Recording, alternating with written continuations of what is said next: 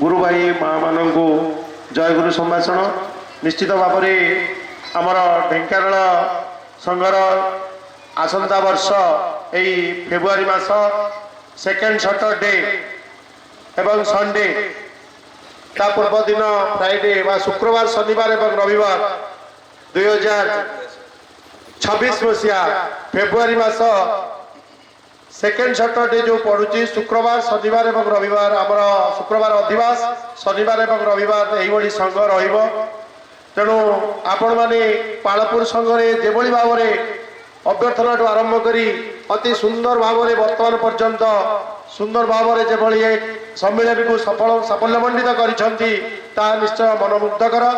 तेणु आम आशा करूँ आपण मानकर सही सहयोग निश्चित आमर ढेंकानाल संघरे निश्चित पालपुर संघ एवं तार शाखा संघ जहाँ रही समस्ते सेठी आमे जमी पहुंचीचु सुदूर ढेंकानाल तेणु आपण मानक निश्चय आशा करूँ आपण माने ठाकुर आशीर्वाद ठाकुर करुणा लाभ करने निश्चित भाव में पहुंचे।